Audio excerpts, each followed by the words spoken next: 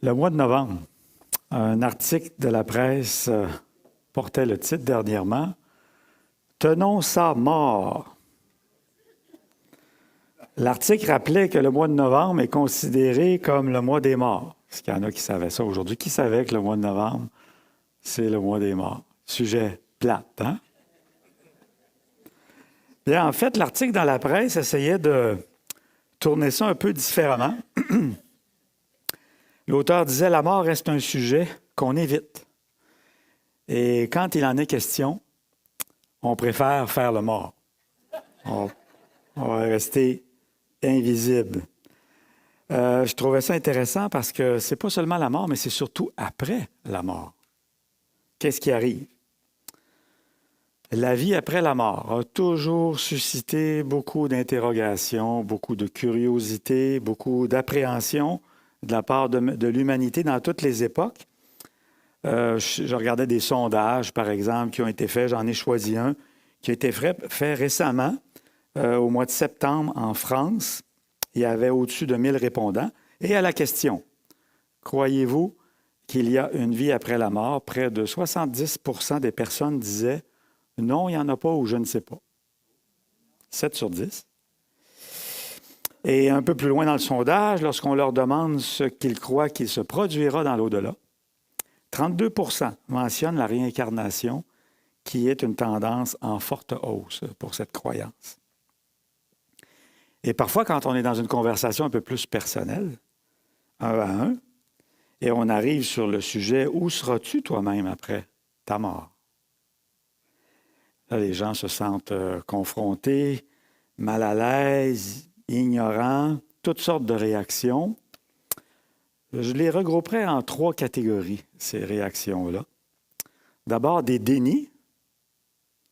Ensuite, il y a ce qu'on pourrait dire des distractions. Et enfin, plus rarement, le demi-tour. Alors, dans ton quotidien à toi, est-ce que l'idée de la mort t'arrive, te traverse l'esprit, te fait réfléchir? Cherches-tu plutôt à te distraire un peu de cette pensée? Pourtant, il n'y a pas longtemps, hein, on l'a tous vécu, la pandémie nous a rappelé, nous a démontré qu'un virus microscopique peut très rapidement terminer la vie de n'importe quelle personne. Et donc, avant de considérer à la lumière de la parole de Dieu, ces 3 réactions, les 3 réactions que je viens de mentionner, prions maintenant et on va ouvrir la parole.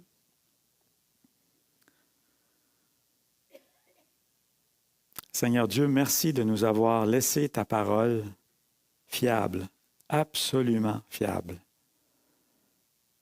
Merci de nous aimer, Seigneur, à ce point, de nous parler. Tu désires tellement, Seigneur, nous prendre avec toi et tu nous parles à l'avance. Merci de cette grâce de ta part et ouvre nos cœurs ce matin. Amen.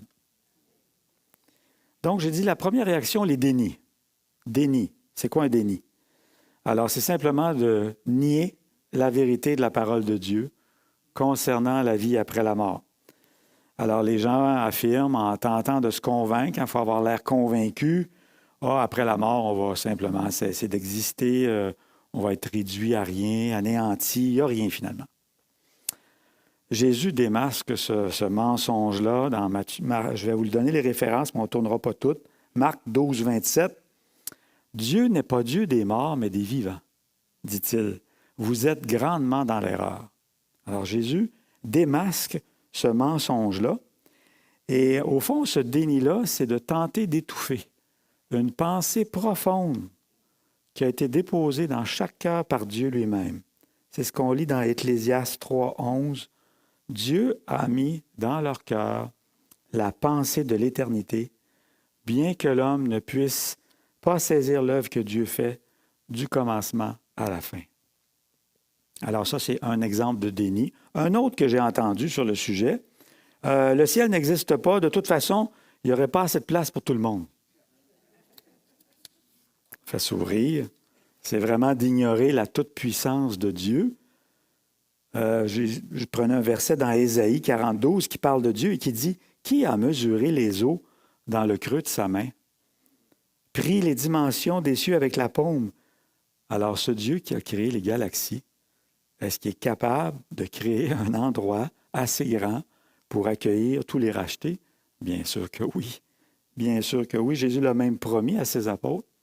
Vous vous souvenez, avant de mourir, la veille, d'aller sur la croix, je vais vous préparer une place. Alors, oui, Dieu est capable de créer un endroit qui a assez de place pour tous les rachetés. En fait, quand on regarde un peu tous ces dénis-là au sujet de l'au-delà, ils sont bien différents. Il y a toutes sortes de façons de les exprimer, mais je trouve qu'il y a une chose qui est en commun avec tous ces dénis-là. Ça démontre clairement le refus naturel de l'homme de l'existence de Dieu. Il y a quelque chose dans notre cœur qui naturellement refuse cette idée-là. Parce que avoir un Dieu, ça veut dire avoir des comptes à rendre à Dieu. Et on rejette cette idée-là. Chacun devra avoir des comptes à rendre à Dieu. La parole de Dieu est claire là-dessus. Non seulement des comptes à rendre pour les actions, mais même des comptes à rendre pour les paroles, les dénis qu'on a entendus tout à l'heure. Parce que les paroles révèlent le cœur. C'est ce que Jésus dit dans Matthieu 12, 36. « Je vous le dis, au jour du jugement, les hommes rendront compte de toute parole vaine qu'ils auront proférée. » Alors, on a parlé des dénis.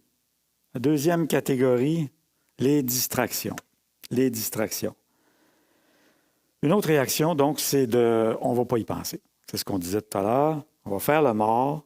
On y pensera plus tard. En fait, beaucoup, beaucoup plus tard. Comme dans l'article de la presse que je mentionnais au début, on met un petit peu d'humour, on tourne ça comique, puis on dit que ça devrait aller pour le mieux. Et en fait, les distractions ne manquent pas sur ce sujet-là.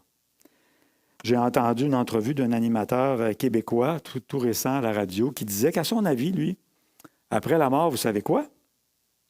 On va tous se retrouver dans un bel hôtel confortable, du genre Holiday Inn. C'est ce qu'il disait. Mais là, quand plus on l'écoutait, on voyait que c'est ce qu'il souhaitait, mais il n'était pas certain. Il n'était pas certain que ça allait être un Holiday Inn. Et un élément qui est ressorti dans le sondage de tout à l'heure, il faut le mentionner, c'est la réincarnation. Alors, c'est quoi la réincarnation? Ce serait une façon, au fond, de ne pas trop t'en faire avec la mort. Fais-toi-en pas, parce que tu vas revenir à la vie dans un autre corps. Puis tu vas mourir encore. Puis ensuite, tu vas te réincarner encore. Et ainsi de suite, plusieurs fois, jusqu'à atteindre, et là, ça va dépendre de tes actes bons ou mauvais, jusqu'à atteindre la délivrance ultime. Alors, fais-toi-en pas trop. Malheureusement, la Bible, ou heureusement, vient détruire d'une seule phrase simple cette croyance-là. Dans Hébreux 9, 27, prenez-le en note. Il est réservé aux hommes de mourir une seule fois, après quoi vient le jugement. Alors Dieu prend la peine d'avertir clairement une seule mort physique. Puis viendra le jugement. Alors ne comptez pas sur la réincarnation, c'est une autre distraction. Je vais aussi mentionner d'autres récits qu'on entend parler concernant l'au-delà. Ils sont là pour piquer notre curiosité, attirer notre attention. Imaginez-vous qu'on nous invite à prendre connaissance de toutes sortes de récits qu'on appelle les expériences de mort imminente. Donc, une personne déclarée cliniquement morte pendant quelques minutes, et puis qui reviennent à la vie, et puis là, ils racontent ce qu'elles ont vu, cette personne-là. Toutes sortes d'éléments dans leur récit. Un tunnel qui mène à la lumière, un flottement, une chaleur, un Dieu qui les accueille avec réconfort, ou des proches qui les amènent marcher dans un sentier de fleurs. Je lisais ça. Ces expériences, puis souvent elles sont contradictoires les unes par rapport aux autres, est-ce qu'elles montrent la réalité de l'au-delà? Est-ce qu'elles sont fiables? C'est-tu simplement des perceptions que ces personnes ont eues? Ces personnes, on peut les croire de bonne foi. Est-ce que c'est simplement des perceptions, comme par exemple d'un cerveau qui est en train de s'éteindre, de mourir, puis qui perçoit ces choses-là? Comment savoir? Comment savoir? Et donc, ça nous mène à une question encore plus fondamentale. À qui se fier pour l'éternité? On va se fier à tel expert, un neurologue réputé qui vend ses livres sur l'au-delà? Il y en a. Est-ce qu'on va se fier au témoignage d'une personne qui est bien sincère et qui nous raconte ce qu'elle a vécu dans l'au-delà? Imaginez, on n'ose même pas se fier à un texto qui nous dit qu'on vient de gagner 100 $. Et avec raison. Croyez pas ça. Alors, pour la question de l'au-delà, l'enjeu est vraiment une question de vie ou de mort éternelle. C'est une question qui vaut la peine de réfléchir. Et donc, pour répondre à cette question-là, à qui se fier pour l'au-delà, j'aimerais qu'on ouvre nos Bibles dans Apocalypse, chapitre 1, verset 18. Apocalypse 1, 18. On lit, et c'est Jésus qui parle. « Je suis le premier et le dernier, et le vivant. J'étais mort, et voici, je suis vivant au siècle des siècles. Je tiens les clés de la mort et du séjour des morts. » C'est Jésus ici qui affirme clairement des paroles qu'aucun être humain ne peut prononcer. J'étais mort et je suis vivant. Pensez-y. J'étais mort et je suis vivant, et non seulement vivant, mais victorieux. Il a vaincu la mort ainsi que le séjour des morts. Sa résurrection l'a prouvé clairement. Et donc, on peut répondre à notre question, seul Jésus est digne de confiance. Il y a juste lui qui est digne de confiance sur ce qui concerne l'après-mort. Non seulement il est allé, il en est revenu victorieux, avec un corps incorruptible, un corps éternel, et donc lui seul peut nous révéler ce qui se passe vraiment de l'autre côté. Comme s'il y avait un rideau opaque qui sépare le monde des vivants du monde des morts, et Jésus est le seul qui peut écarter ce rideau-là et nous dire avec confiance qu'est-ce qui se passe de l'autre côté, et il l'a fait. Il l'a fait dans l'Évangile de Luc au chapitre 16. Et donc, ça va être notre texte pour aujourd'hui. J'aimerais que vous tourniez vos Bibles dans Luc 16. C'est le passage qu'on va regarder à partir du verset 19. Donc, mettons de côté les distractions qu'on nous propose sur l'au-delà et écoutons ce que Jésus a à dire ici. Luc 16, 19. Donc, on lit, premier verset. « Il y avait un homme riche qui était vêtu de pourpre et de fin lin et qui chaque jour menait joyeuse et brillante vie. » Jésus présente d'abord un homme riche. Et il décrit en peu de mots la vie de cet homme. Ces mots décrivent beaucoup, par contre. D'abord, son apparence. Ses vêtements à lui, Jésus dit des vêtements de couleur pourpre et du fin lin. Donc, il faut connaître un peu les coutumes de l'époque. D'abord, pour le pourpre, la couleur pourpre, c'était pour teindre les vêtements en pourpre, c'était une teinture rare, qui était rare. Il fallait l'extraire de certaines bestioles marines. C'était très coûteux. Et il n'y avait que les riches qui pouvaient se permettre ça. Ensuite, Jésus parle du fin lin. Le fin lin, lui, le lin était peu cultivé, qu'on nous dit, en Israël, que ce soit à l'époque de l'Ancien ou du Nouveau Testament. C'était peu cultivé, donc il fallait l'importer de l'extérieur, d'Égypte, souvent. Selon le dictionnaire biblique, je fouillais un peu, et on l'appelait en Égypte le lin royal. Le riche était donc vêtu de vêtements de luxe. On dirait aujourd'hui du Christian Dior, du Louis Vuitton, peu importe, mais c'était des vêtements de riches, importés de l'extérieur, et que peu de gens pouvaient se permettre de posséder. Et le verbe pour le vêtir nous suggère que c'était sa tenue habituelle. Il n'était pas habillé de façon élégante comme ça, là, aux fêtes, pendant le temps des fêtes. C'était sa tenue de tous les jours, ça. Un homme très riche. Et quel genre de vie il menait? Alors, Jésus mentionne la joie, joyeuse et brillante vie. Donc, de la gaieté, du plaisir, la santé, tout ce qui est agréable, lui était, semble-t-il, accessible. Tout. Et sa vie était brillante, mentionne Jésus. Splendide, magnifique, majestueuse, somptueuse. On dirait aujourd'hui une vie qui flash. Ça flash. On ne peut pas faire autrement que le remarquer. Il était probablement d'ailleurs admiré, complimenté par ses proches. Et après avoir fait une journée de festin comme ça, le riche terminait sa journée de festin et qu'est-ce qu'il allait faire demain? Bien, la réponse est simple, la même chose. Parce que Jésus disait que sa vie de festin, c'était à tous les jours. À tous les jours. Donc, le riche avait tellement de distractions pour ne pas penser à la mort. Et s'il arrivait un jour que ça y traversait l'idée, la mort, bien, il pouvait se rassurer. Hein?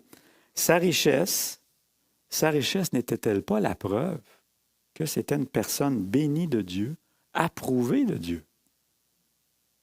C'était la croyance, en tout cas répandue dans le peuple. C'était la croyance des pharisiens qui écoutaient Jésus à ce moment-là. Alors, ils se disaient, après tout, je n'ai pas à m'en faire.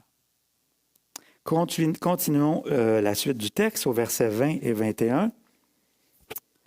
Jésus dit, « Un pauvre nommé Lazare était couché à sa porte, couvert d'ulcères, et désireux de se rassasier des miettes qui tombaient de la table du riche. Et même les chiens venaient encore lécher ses ulcères. » Donc Jésus mentionne un pauvre, nommé Lazare. Ce nom, Lazare, c'est l'équivalent en hébreu d'un mot qui signifie « Dieu m'a aidé » ou « Dieu est venu en grâce ». C'est ce que ça signifie. Alors, puisque Jésus l'identifie par son nom ici, contrairement aux riches, Jésus l'identifie par son nom, je pense, c'est mon opinion, en tout cas, que ce récit, c'est une histoire réelle, avec des personnages réels, pas simplement une parabole, comme Jésus fait dans d'autres cas où il ne donne pas de nom aux personnages. Mais peu importe, Lazare est couché à la porte de la belle demeure du riche. Il n'est pas là assis, hein, remarquez, il est couché. En fait, la forme du verbe coucher, ça nous montre qu'il a été couché. C'est-à-dire qu'on est venu le déposer là. D'autres sont venus. Il n'est pas arrivé là de ses propres moyens. On est venu le déposer là, probablement dans l'espoir que le riche lui fasse un peu la charité, juste à son entrée. Lazare est affamé. Il désirait tellement manger les miettes qui débordaient de la table du riche. Alors, encore une fois, je fouille un peu les coutumes de l'époque. Et lors des repas, on nous dit que c'était rare qu'il y avait des serviettes pour s'essuyer les mains. C'était plutôt rare. Et donc, c'était la coutume de prendre des bouts de pain pour s'essuyer les doigts lorsqu'on mangeait, puis de jeter ces bouts de pain-là. Ça aurait fait l'affaire de Lazare, de pouvoir simplement manger ces pains-là sales. Mais personne ne lui en donnait. Puis pour en rajouter, Jésus nous dit que Lazare était gravement malade. Couché, il souffrait d'ulcères. Partout sur son corps, ça nous rappelle un peu la terrible maladie de Job dans l'Ancien Testament. Et les chiens de l'époque, parce qu'ils sont mentionnés ici, ce n'étaient pas les animaux domestiques agréables qu'on connaît aujourd'hui, là, les chiens. Non, c'était plutôt des animaux errants. Ils étaient souvent considérés comme impurs, on les chassait, on ne voulait pas être proche d'eux. Et Lazare, lui, n'avait la présence que de tels chiens. C'était son quotidien. Et le fait qu'il était à la porte du mauvais riche, bien, le mauvais riche devait souvent passer par là pour entrer et sortir de chez lui. On peut se demander, est-ce qu'il regardait ce pauvre? Est-ce qu'il est venu à l'aide de ce pauvre? Jésus ne le mentionne pas. Et donc, ce pauvre homme que Jésus décrit, si on fait le bilan, il n'y avait vraiment rien pour lui.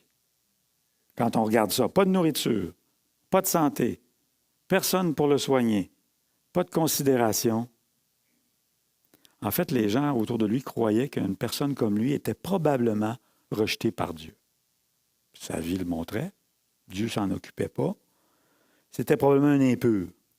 Donc, ce pauvre n'avait rien, mais il avait quelque chose. Il avait un nom, Lazare. Dieu m'a aidé. Et donc, en mentionnant son nom dans son récit, Jésus ici lui donne la dignité d'être humain. Et surtout, Jésus indique clairement que Lazare avait confiance en Dieu, auprès de qui Lazare trouvait son aide.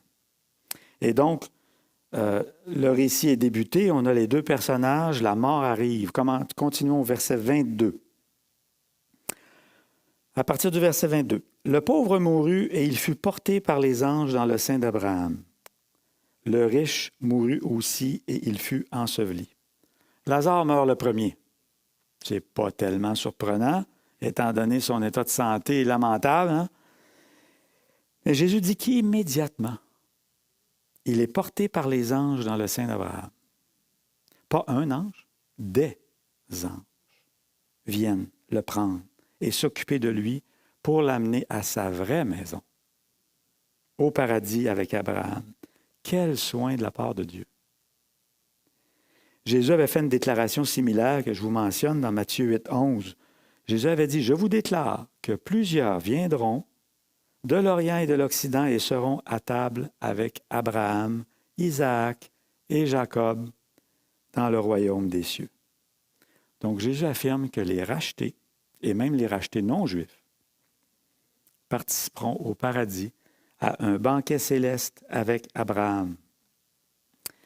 En ce qui concerne les banquets, la coutume de l'époque pour se placer pour un repas important, était en cercle, dans une position partiellement couchée. Vous avez peut-être déjà vu des dessins à ce sujet-là.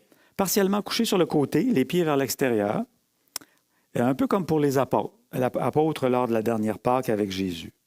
On lit ça dans Jean 13, 23-24. Un des disciples, celui que Jésus aimait, était couché sur le sein de Jésus. Simon-Pierre lui fit signe de demander qui était celui dont Jésus parlait. Donc, à la dernière Pâque, l'apôtre Jean était donc tout proche, couché sur le sein de Jésus, sur sa poitrine. Ici, on a une image un peu semblable pour arriver à faire comprendre où se trouve Lazare au paradis.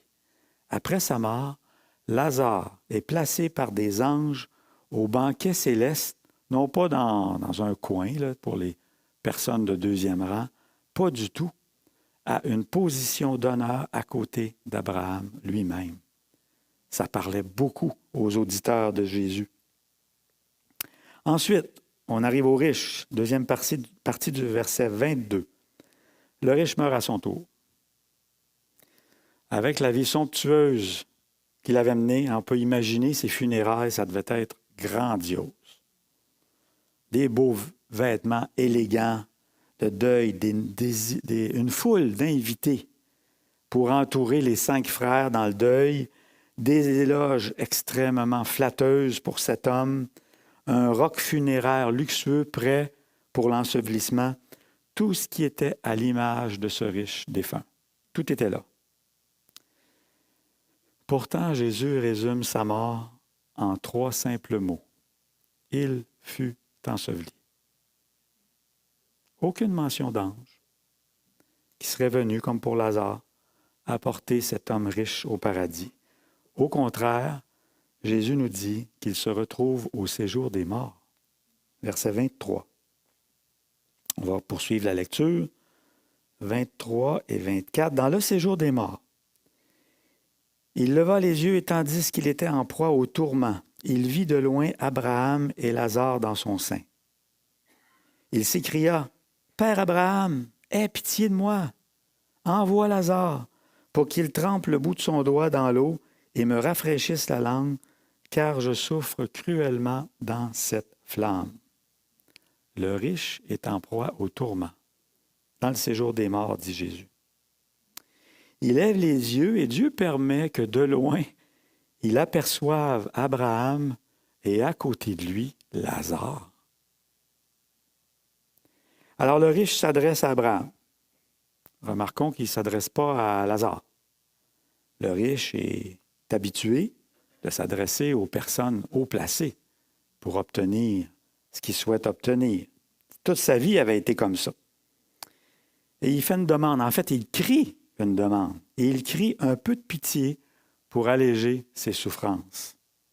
C'est-à-dire que Lazare trempe son doigt dans l'eau, se rende au séjour des morts pour venir lui rafraîchir la langue. Un peu comme si le mauvais riche considère que Lazare pourrait être encore son serviteur, puis venir répondre à ses besoins. La réponse d'Abraham, Abraham ici est le porte-parole de Dieu, au verset 25, bien c'est la suivante. Abraham répondit, « Mon enfant, souviens-toi que tu as reçu tes biens pendant ta vie et que Lazare a eu les maux pendant la sienne. Maintenant, il est ici consolé et toi, tu souffres. » Abraham l'appelle mon enfant. Avez-vous remarqué? C'est surprenant. C'est presque un mot de tendresse. Il n'est pas dur avec lui. Il l'appelle mon enfant. C'est comme si, en fait, Abraham reconnaît que le mauvais riche fait partie de sa descendance physique. Mais ça ne suffit pas pour aller au paradis. Jean-Baptiste avait déjà donné cet avertissement dans Luc 3,8.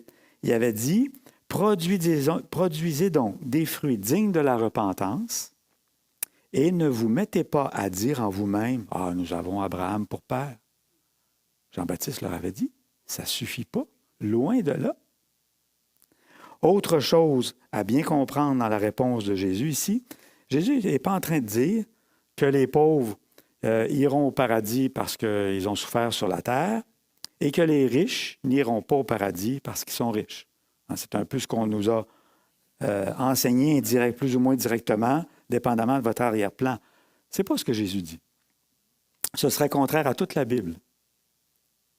D'ailleurs, Abraham, nous dit Genèse 13,2, je vous donne la référence, était très riche en troupeaux, en argent et en or. Et Abraham est là, au paradis, c'est lui qui parle. Jésus a quand même donné un avertissement, par contre, aux riches. Qu'il est difficile à ceux qui se confient dans les richesses d'entrer dans le royaume de Dieu. Marc 10, 24 plutôt. Donc ça, c'est pour la fausse croyance que je viens de mentionner. En ce qui concerne les pauvres, ils ne vont pas au ciel parce qu'ils ont souffert sur la terre pour compenser ces souffrances-là. La Bible dit en nulle part que les souffrances sur la terre seraient méritoires, permettraient de gagner le paradis. En nulle part. En fait, ce serait faire outrage aux souffrances entièrement suffisantes que Jésus a subies à la croix pour nous sauver. Si on veut bien comprendre cette réponse-là, il faut regarder un petit peu ce qui se passait avant le verset qu'on a lu. On a commencé notre récit au verset 19. Je vous fais le résumé. À qui Jésus, qui est l'auditoire? À qui Jésus parle ici? Bien, au chapitre 15, le chapitre juste avant, au verset 2, les pharisiens et les scribes murmurent contre Jésus. Ils sont mécontents, murmurent contre lui. Pourquoi? Parce que Jésus accueille des gens de mauvaise vie. C'est ce qu'on nous dit. Et Jésus mange avec eux. Alors Jésus va leur répondre avec 3 paraboles, coup sur coup. La brebis perdue, le drachme perdu et le fils perdu. Alors, on n'a pas le temps d'aller dans les détails, mais retenons ça. Ensuite, on arrive au début de notre chapitre, au chapitre 16, verset 1. Là, Jésus adresse à ses disciples la parabole de l'homme infidèle, de l'économe infidèle, le mauvais gestionnaire, vous vous souvenez? Et Jésus les met en garde au verset 13 qu'on ne peut pas servir à la fois Dieu et Mammon, le Dieu des richesses. Là, on est proche du début de notre récit. On est rendu au verset 13. Et au verset 14, on lit ceci. Les pharisiens qui étaient avares écoutaient aussi tout cela et ils se moquaient de lui. Donc, Jésus leur répond aux pharisiens qui sont avares, qui ont de l'avarice dans leur cœur. Jésus leur répond ceci au verset 15. Vous cherchez à paraître juste devant les hommes, mais Dieu connaît vos cœurs. Car ce qui est élevé parmi les hommes est une abomination devant Dieu. C'est la réponse que Jésus leur donne. Et abomination, c'est simple, ce que ça veut dire, ce qui est en horreur à Dieu. Dieu a ça en horreur, c'est-à-dire quoi? L'orgueil dans le cœur hautain des pharisiens. Et là, Jésus raconte le récit qu'on a commencé à lire tout à l'heure. Donc, Jésus a dit aux pharisiens, Dieu connaît vos cœurs. Dieu connaît vos cœurs. Vous qui semblez justes, mais qui êtes comme ce mauvais riche, qui s'est retrouvé après sa mort dans les souffrances séparées de Dieu et tout surpris de se retrouver là. Donc, l'amour des richesses, avec l'orgueil qui s'élève au-dessus des autres, voilà ce qui remplissait le cœur du mauvais riche, n'y laissant aucune place pour Dieu, aucune place pour la compassion envers les misérables. Alors ce n'est plus le moment, rendu dans le séjour des morts, d'invoquer Dieu pour de la pitié. Le riche a choisi d'aimer ses idoles pendant sa vie terrestre, ces idoles qui l'ont d'ailleurs rendu lui-même sans pitié, et ces idoles ne pourront pas le consoler ici au séjour des morts. Poursuivons le verset 26. Abraham continue à parler.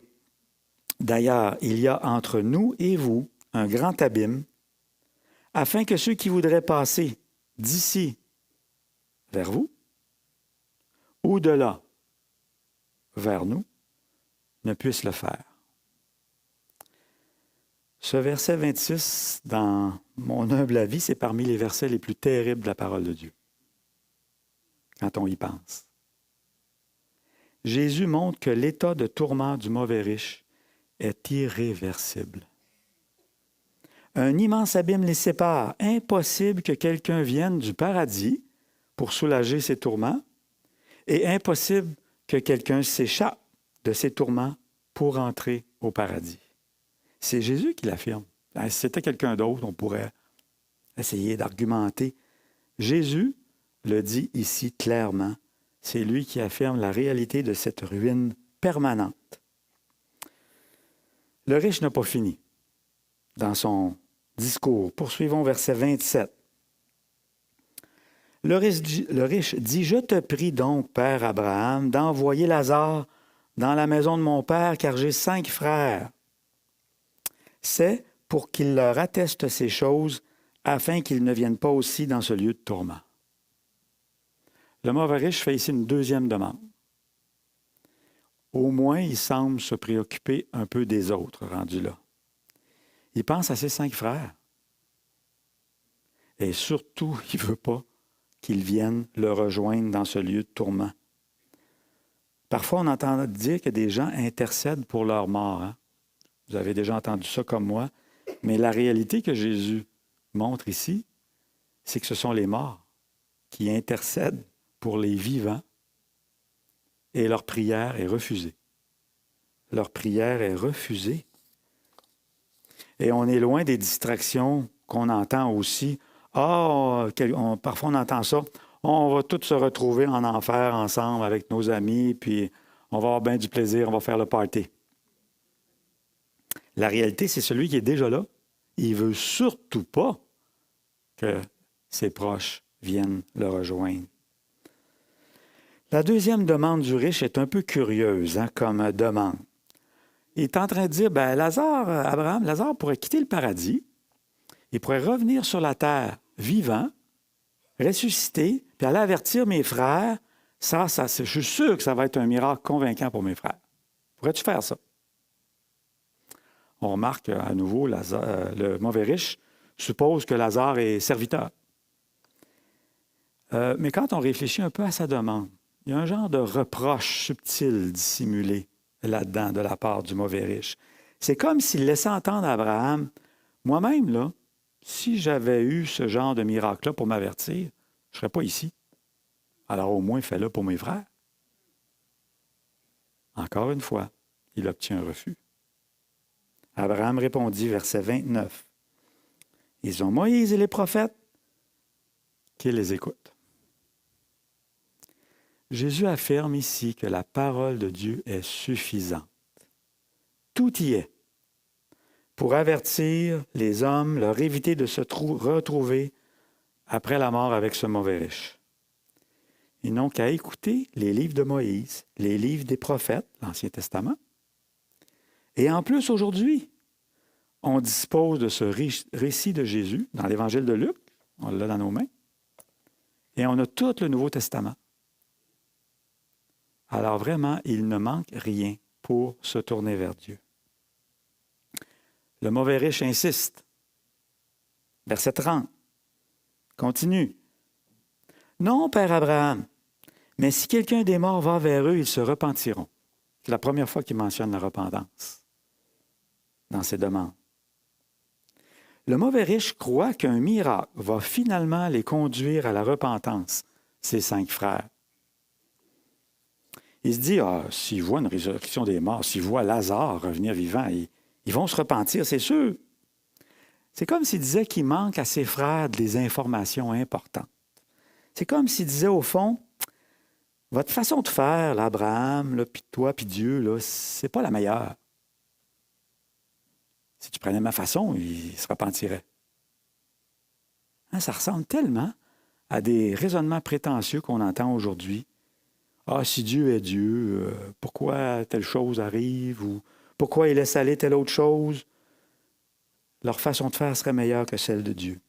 Et là, Abraham conclut au verset 31.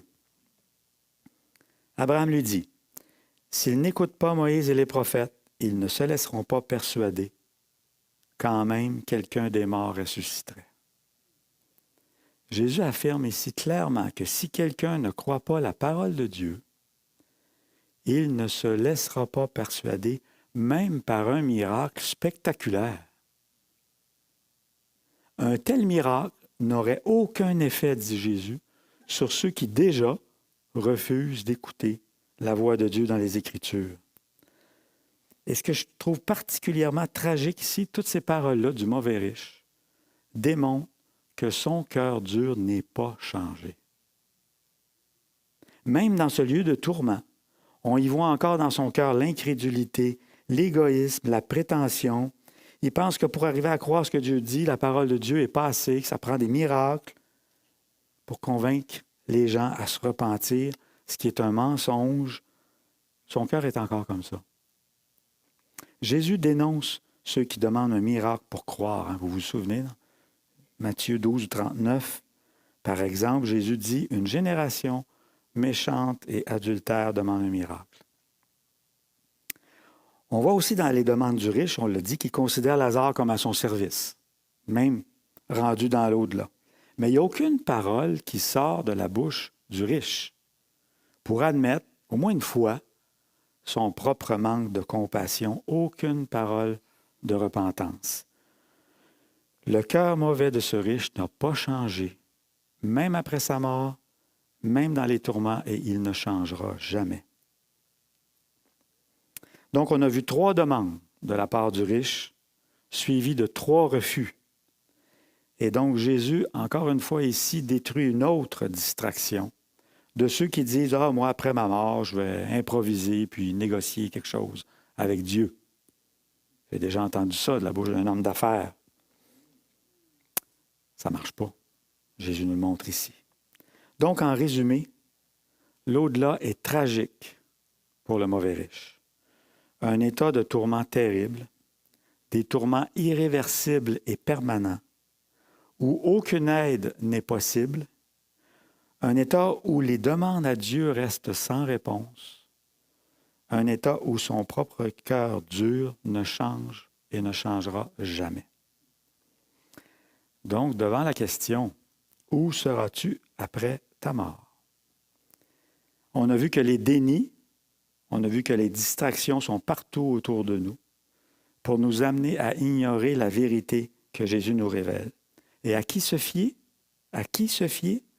On a vu que le seul digne de confiance, c'est Jésus, parce qu'il est le seul qui nous montre avec certitude ce qui se passe dans l'au-delà. Et il le fait d'avance, longtemps d'avance, avec compassion. Où seras-tu après ta mort? On a vu qu'il n'y a que 2 lieux possibles. C'est Jésus qui l'affirme. C'est pas moi. C'est la parole de Dieu, c'est Jésus qui l'affirme. Sinon, on n'oserait pas dire ça, mais c'est Jésus qui le dit clairement. Soit avec Dieu au paradis, soit séparé de Dieu dans des souffrances irréversibles. Avec Dieu, ça a été le cas de Lazare. Et encore une fois, ce n'est pas que Lazare méritait le paradis. La Bible affirme que tous les humains sont pécheurs. J'ai pris un texte dans Psaume 143 qui dit au verset 2, « Aucun vivant n'est juste devant toi. » Mais on a dit que Lazare signifie « Dieu venu en grâce, Dieu m'a aidé. » Dieu connaît les cœurs humbles et repentants. Lazare, lui, avait cru Moïse et les prophètes. Et Dieu lui avait accordé la grâce de son pardon, ainsi que sa place au paradis à cause du prix que Jésus a payé à la croix. Un merveilleux verset dans Psaume 116, 15 qui dit « Elle a du prix aux yeux de l'Éternel la mort de ceux qui l'aiment. » Donc, pour celui qui a mis sa confiance en Jésus, lorsqu'il quitte ce monde, il va immédiatement dans la présence de Dieu. C'est clairement confirmé par Jésus ici. Jésus l'a dit aux brigands sur la croix, vous vous souvenez, « Aujourd'hui, tu seras avec moi dans le paradis. » Avant que la journée termine, ce brigand-là, mort, s'est retrouvé au paradis avec Jésus. Quelle belle promesse. Et là, ce matin, on n'a pas le temps, mais là, si vous voulez prendre en note, Apocalypse 21, le paradis est un endroit splendide, de bonheur, de consolation. La Bible le décrit avec beaucoup de détails dans Apocalypse chapitre 21, vous irez voir. L'autre lieu, séparé de Dieu, c'est le cas du mauvais riche. Non pas parce qu'il était riche, on l'a dit, mais parce qu'il n'a pas cru Moïse et les prophètes. Son cœur avare et égoïste était rempli de l'idole des richesses, de l'amour de l'argent, aucune place pour Dieu, ni pour la compassion envers les autres, comme le cœur des pharisiens à qui Jésus parlait à ce moment-là. Et aujourd'hui, non seulement l'amour de l'argent, mais les idoles ne manquent pas, elles sont bien nombreuses. Toutes sortes d'idoles peuvent prendre la place de Dieu dans les cœurs. Les plaisirs, la carrière, la célébrité, le pouvoir, toutes les sortes d'addictions, et ainsi empêcher de croire en Jésus. Jésus ici fait des contrastes frappants pour attirer notre attention. Il essaie, mais il les dresse comme côte à côte pour nous frapper. J'ai fait la liste, là. Écoutez bien ça, je vais aller vite. Imaginez dans une colonne le riche, puis dans l'autre colonne Lazare. Alors le riche est très riche, Lazare très pauvre. Le riche vit dans une maison, Lazare n'a pas de maison. L'autre mange des festins, Lazare n'a pas de miettes à manger. L'autre est couvert de vêtements luxueux, Lazare est couvert d'ulcères. L'autre est comblé dans la vie, Lazare manque de tout. L'autre est un cœur orgueilleux, Lazare a un cœur aidé par Dieu. Et après la mort, ça continue. Le riche devient plus pauvre que Lazare était. Lazare devient plus riche que le riche était. L'autre, le riche est à l'extérieur. Lazare est au paradis. Le riche souffre et crie pour la pitié. Lazare est consolé et honoré. Le riche est privé de tout. Lazare est au banquet céleste. Toutes les demandes du riche sont refusées. Tous les besoins de Lazare sont comblés. On pourrait appeler cela le grand renversement après la mort. Il y a un renversement complet opéré par Dieu parce qu'il voit les cœurs et Jésus veut attirer notre attention avec un tel renversement. La question qui nous reste, vous vous en doutez, à qui ressemblons-nous dans les personnages de ce récit? Je ne vous demanderai pas de lever la main. Lazare, le mauvais riche. J'ai une bonne nouvelle. Je dirais que l'on ressemble un peu aux 5 frères du mauvais riche. Pourquoi? Parce qu'on est encore vivant. Actuellement, quelle bonne nouvelle, c'est encore possible de se repentir. Il n'est pas trop tard. Contrairement au mauvais riche, c'est encore possible. Et donc, ce que Jésus demande, simplement, pour être avec lui au paradis, c'est de rejeter les dénis qu'on a vus, rejeter les distractions qu'on a vues et de faire le demi-tour, ce qu'on appelle la repentance. Jésus dit, si vous ne vous repentez pas, vous périrez tous également. C'est quoi se repentir? C'est simple, c'est tourner le dos aux idoles de nos cœurs pour se tourner vers Dieu et sa vérité. Et sa vérité, c'est son Fils Jésus-Christ. On pourrait faire le parallèle, là. Le riche compatissant, c'est Jésus. C'est lui qui était très riche, Il s'est dépouillé de tout. Il est venu sur la terre, quitter le ciel, pour venir mourir sur la croix à la place des misérables, comme nous étions. Les misérables pécheurs, c'est lui, le riche compatissant, et il est ressuscité des morts ensuite, pour le démontrer clairement. Alors, attends-tu un miracle spectaculaire pour croire? Pour être persuadé, pour prendre le même mot. Si actuellement, tu refuses de croire la parole de Dieu, qui est suffisante, en vue d'un miracle qui te convaincrait, bien ce que Jésus dit, c'est même si tu avais ce miracle-là, tu ne croirais pas davantage. C'est Jésus qui le dit. Et pour les autres qui se sont repentis, pour qui Dieu est venu en aide, comme pour Lazare, avec sa grâce, son pardon, soyons fidèles à répandre sa compassion autour de nous, motivés par l'amour de Jésus. Alors, en terminant, où seras-tu après ta mort? Tu peux en avoir la certitude dès maintenant sur la terre, dès aujourd'hui. L'apôtre Paul dit dans 2 Corinthiens 6, 2, « Voici maintenant le temps favorable, voici maintenant le jour du salut. » Amen.